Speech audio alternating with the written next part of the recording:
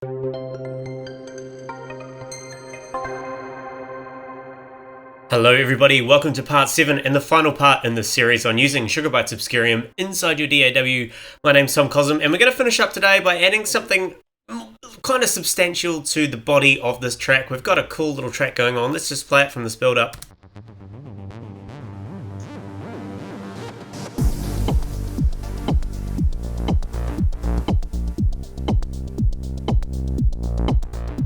So I won't play it all through because we want to get through a lot in this series. So first thing I'm going to do is I'm just going to select all of these bars here.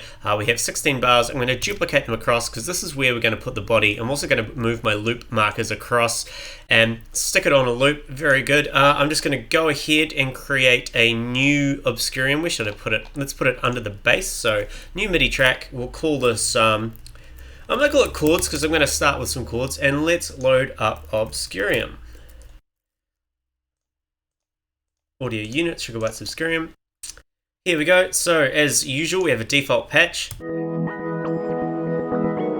just going to go through and copy one of these long notes. Remember, we're just using a continuous G and letting Obscurium handle all of the melodic stuff. So let's play it. Alright, let's open it up and have a look. As usual, I'm going to go into my user and submenu and pick the init patch for the preset. So we got a nice straightforward thing. And as usual as well, I'm going to go into my ARP and I'm going to select 32 steps, bring them all down. Let's bring the pitch down to 0 for everything and the chord down to 0 for everything. Very good. I'm going to go into my amp envelope, give it a maximum amount of ARP envelope so the crossfade is all the way. So we're just getting an envelope applied when these trigger sequencer buttons are enabled. And let's actually play with those for today. Let's actually do something with that. So I'm just going to, let's turn some of these off. Like that. Just kind of picking at random for now. And let's go into our ARP envelope menu and bring the ARP slider back so we're actually getting chords playing for these.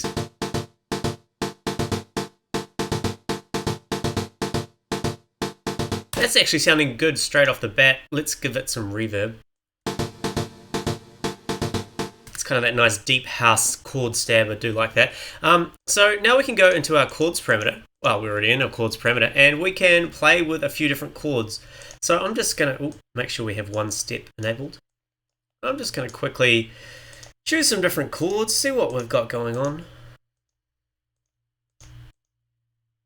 Yeah, don't get too crazy, Tom.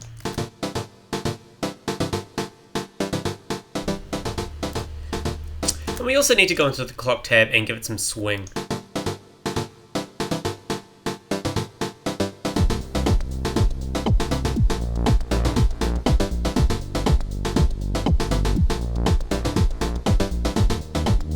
That sounds good. I'm going to let's use a mix of FM synthesis and analog synthesis for today. So I'm going to start with FM. So let's bring the mix parameter up all the way so we just get FM. Solo the chords again. And I'm going to apply the envelope to the FMX. Maybe not so much. Let's bring the FMX down. Oh, that's the mix, my apologies. FMX.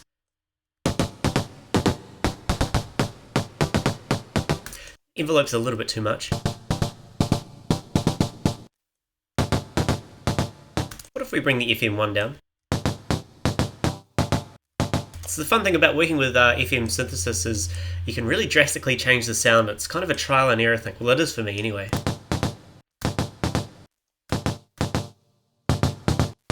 Let's bring the pitch up an octave. No, I kind of like that low sound. But what we could actually do is we could use the cutoff filter here to actually get rid of any of the sub stuff. So if I bring the type of the filter up to the high pass and go to the cutoff, bring this down. Actually, we can use the, oh no, let's do it this way. Let's bring that FMX up a bit.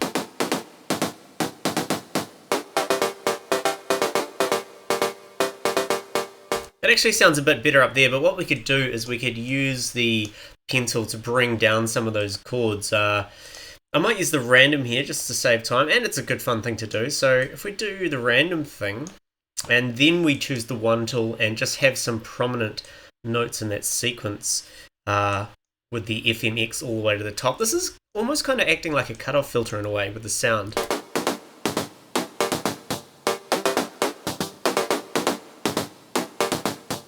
It's going to bring the mix across to the analog. Let's change the FM routing.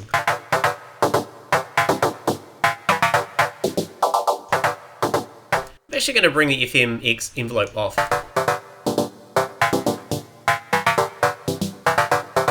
Let's change the FM1 around now. I'm going to use the LFO tool here. I'm going to give it a bit of frequency, a bit of amplitude, and let's just have that moving across like that. I'm going to bring it down a little bit and drag it so the range is a little bit shifted.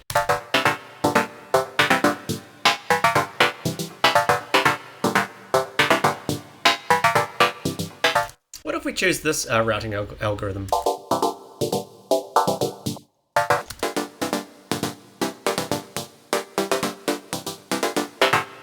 Let's just get rid of the noise for now. It's kind of dominating. Let's bring that down.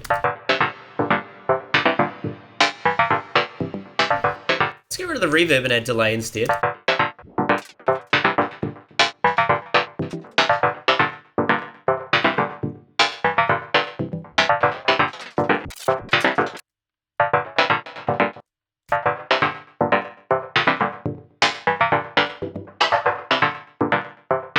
Quite like that. I'm just playing with the chorus here.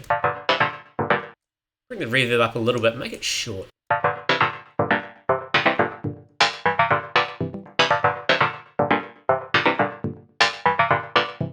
We can actually play with the cutoff here as well and pick individual steps to do weird things to the cutoff. So remember, this is a high pass, so as we bring these up on the cutoff filter, on the cutoff parameter, it's actually going to get rid of a lot more of the mids and lows. So that's too high. These ones are too high.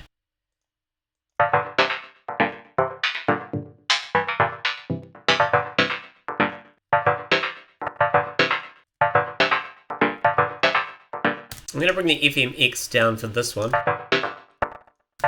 And the FM1 down as well.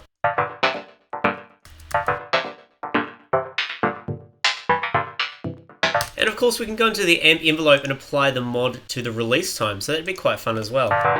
So we can make these short. Let's make them really short, so bring the release time back here. And now we can play with these.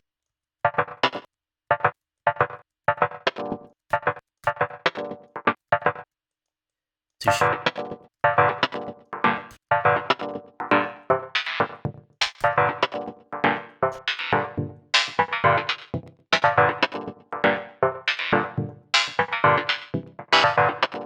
Make that one short.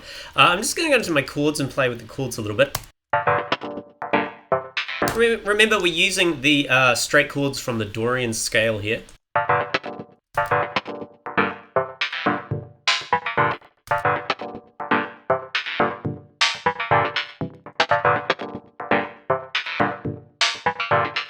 That note is a little bit too cut off, so let's bring that down. Here's a little experiment. Let's go into the filter type and change it to a bandpass. Maybe a mix between bandpass and high pass could sound good.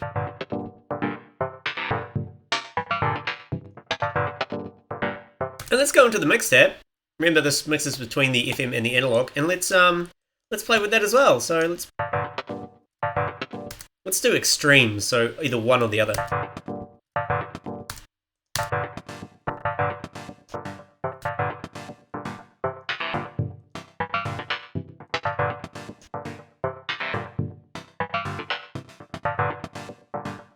That's pretty cool. We could change the waveform, so let's go.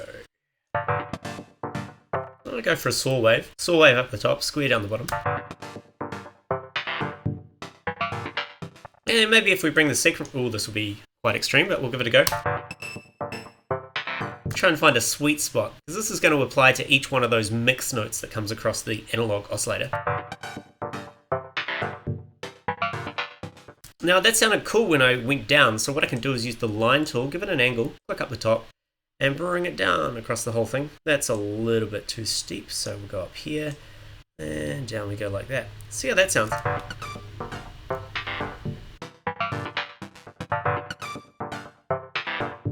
Actually, let's click here, it'll go down and then it'll come back up again. Maybe here and up again. I'll make it a bit steeper so it goes down and up quicker. Almost even. Let's give the delay more feedback.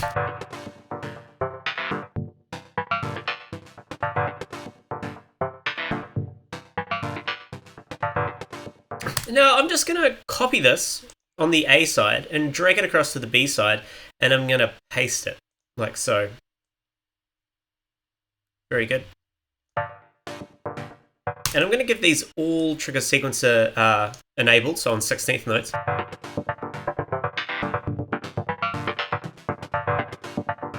And what happens if we play with a pitch here? I'm just curious. Let's go for the line tool and have the pitch going up.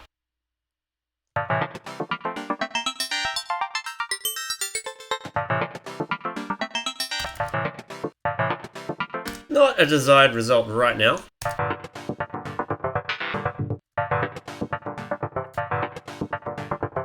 Let's bring all the chords down to just that minor triad.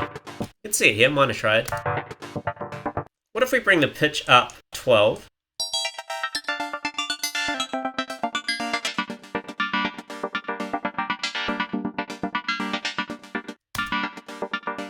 And let's get a ramp going down here just a little bit, and then we'll pick the opposite and go up. What I should have done there is keep the original ramp and just drag backwards. So just a little subtle change here. I'm just trying to create two different versions so I can sweep between them using the morph slider.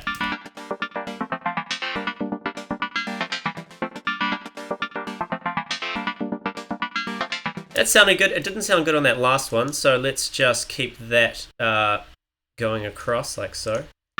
Hopefully that's straight enough. And let's play with the chords here. Let's have the chords going up. I'm just picking these manually. So this is for the last 8 16th notes.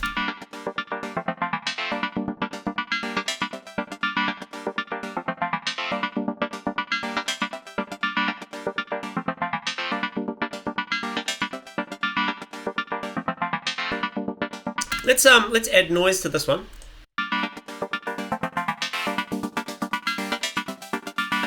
And I'm going to morph between the two A and B states now.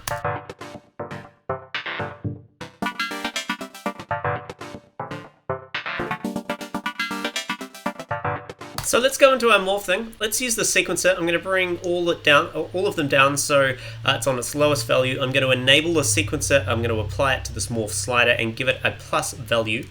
So everything's going to be staying on the A side for now because I don't have any of these sliders up to the B side.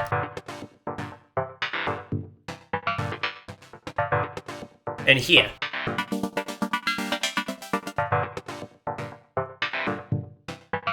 Ooh, let's do something crazy. Let's apply it to the old shifter slider over here. So that's this button here, and I have to give that a positive value as well. Ooh, let's see what happens.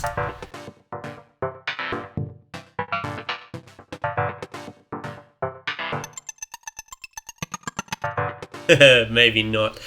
Just out of curiosity, I want to hear what that sounds like with an LFO. So that is now applying to this shifting slider on the vertical axes of the parameters here, and it's also changing the morph.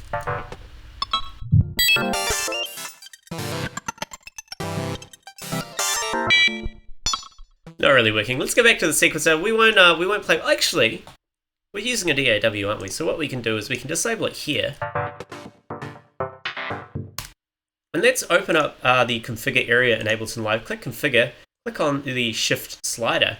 So now what we have is the this parameter, which is the shift fader or the shift slider I've been calling it. We can now play with that ourselves in Ableton Live over the top. So just for a bit of fun, let's zoom right in here and get 16th notes. There's 16th notes. And I'm going to use my pencil tool in Ableton Live, which allows me to change this parameter for 1/16th note now and then. So let's have a listen.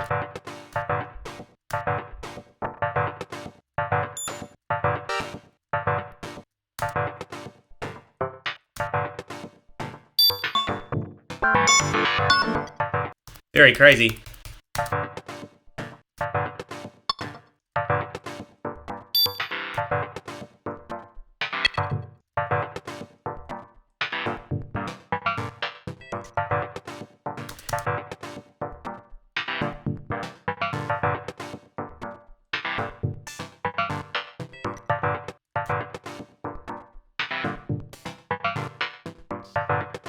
Let's roll with that. I'm going to give that its own automation lane. Go out of the pencil tool.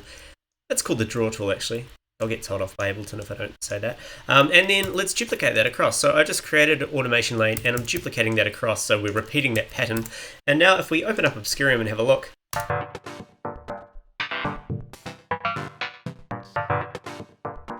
And there's no reason why you need to have really kind of rough edges with these. Like I could just create a point like this. Watch for it in Obscurium. Actually, we'll change it to smooth. So remember, this makes it jagged, so it quickly changes the parameters around. It swaps the parameters around with the one below them or above them. But if we choose the smooth parameter or setting, it will slide between them.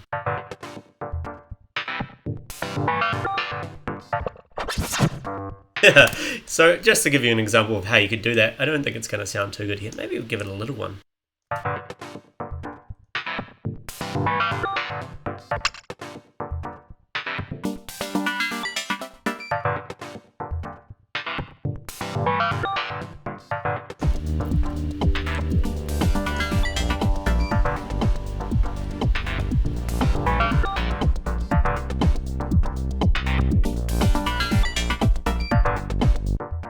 I am going to quickly go into my audio effects here, and I'm going to add an EQ8 and just make this pole a shelf to get rid of any of the low frequencies, because this was letting through some very low sub frequencies here.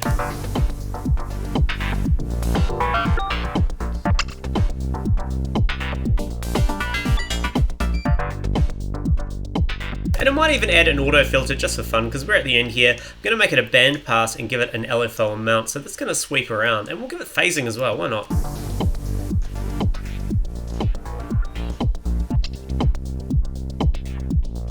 And I'm going to put we'll use a utility after it to give it some gain.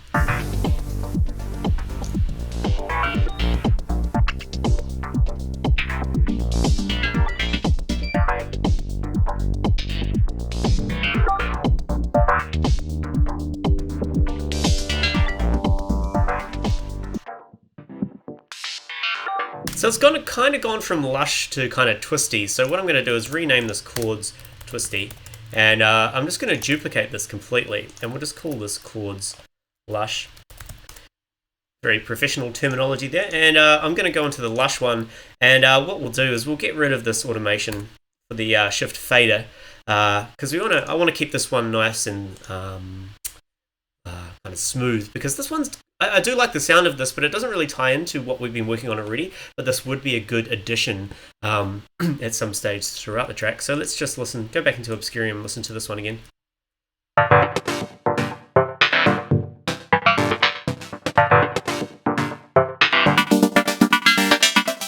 And I might just go into the morph and have this off for this one. Well, we put an LFO on it. Oopsie, excuse me.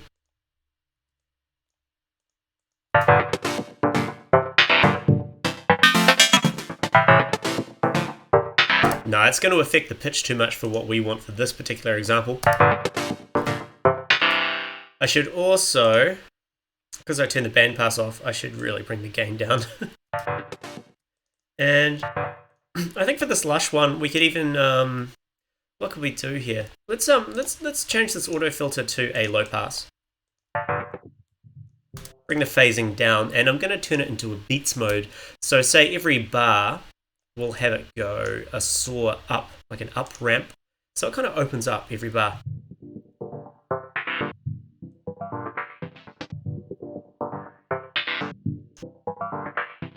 And let's listen to it without the Chords Twisty one.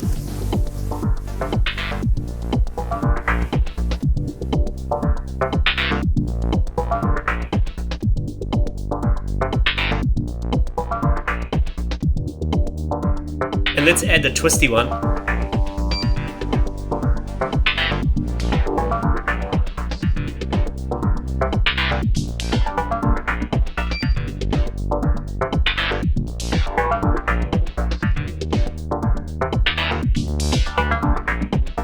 Very good, and the final thing I want to do is I'm going to copy this and duplicate it twice more. I know this video is getting on a bit now, but this is the final one. We're having fun. So I'm going to bring the loop marker here. Remember we had this intro sound that we made? I think that's going to sound good here as well. So I'm just going to copy that, paste it here.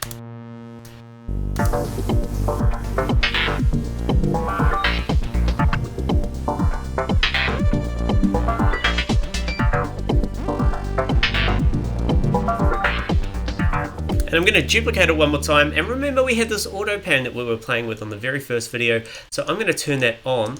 Here's the automation here, so by turning it off and on you see we get an automation line, and I'm going to bring it on for that final kind of phrasing here.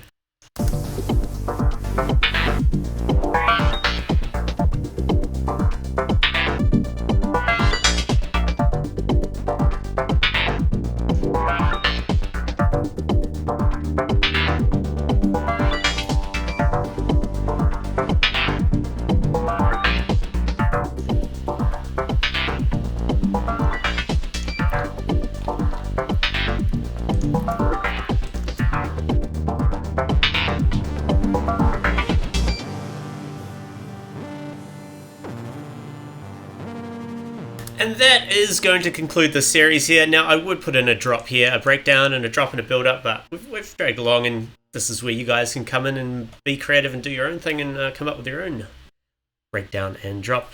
The other thing is I would do quite a lot of mixing and mastering on this. Like we have produced kicks and snares and hi-hats and things all over the place, and that, you know, they do require some EQing and some compression to make them sound fuller, but as you can see you can actually produce those elements with Obscurium.